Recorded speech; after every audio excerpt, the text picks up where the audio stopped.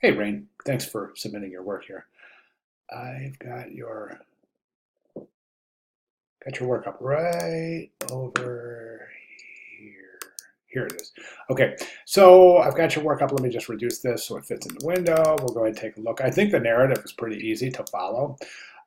There's a couple of things I would recommend. Number one, I think you're really lacking in color. I think that we really need some color engagement in the narrative as well as illustrative quality. Right now, I think the illustrative quality is really lacking. I mean, there's some areas that, okay, the arms here are overlapping the body instead of protruding from the body.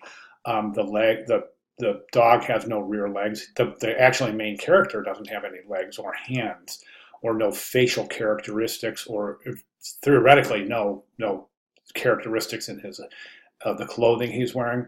But I think this is a really basic. It's a great job for a really basic setup, but we are definitely in need of illustrative, more advanced illustrative technique here than simply presenting solid color shapes.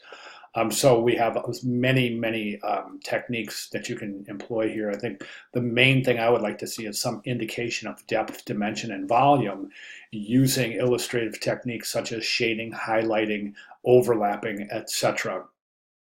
Um, I really think that that's much needed here. So we've got the guy pokes his head in the door. His dog comes home. His dog says hi. He's happy to see his dog. Now his dog jumps on him. I'm wondering what this exclamation point is for. I mean, I'm not surprised when my dog jumps on me when I get home. I mean, I got nothing but a big smile on my face. So I think that this big smile should be continued through here and also again through here, where he's frolicking further with his dog. Then we go from here to here, where the dog is done playing, they're done playing, so the dog takes off. Now he's covered with hair. What am I supposed to do now? At this point, this question mark, maybe give him hands like this, like what, now what? You see what I'm saying? I'll add a little bit of further visual engagement then.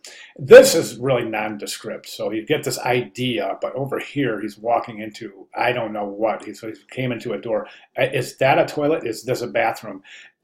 Maybe a towel rack or a sink with a faucet. And again, it points to just further detail. So then he finds the um, blow dryer, plugs the blower dryer in, and all is well at the end, right? So again, I just want to show you an example of one of your classmates' illustrative techniques. So as we can see here, we've got some really great techniques showing shadow and highlight areas. Here's a little shadow area here, another more prominent shadow area here.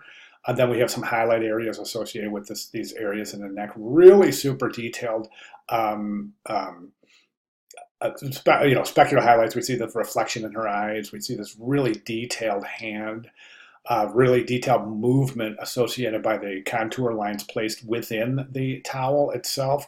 And then we can see the same kind of detail carried further. So we've just got this wonderful illusion of depth being created by the presentation of shadow, highlight, and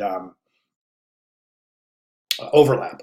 So I really think I would like to see some more advanced techniques in your illustration. I think that based on what we've learned thus far through the first 6 weeks of the class, I think there's plenty of techniques that could be employed with this specific narrative.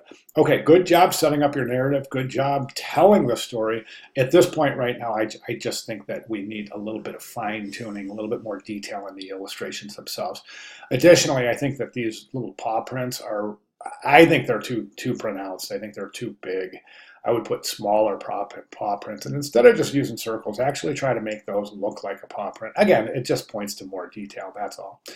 All right, so if you have any questions at all, please let me know. I'll be glad to make any needed clarifications. Thank you very much.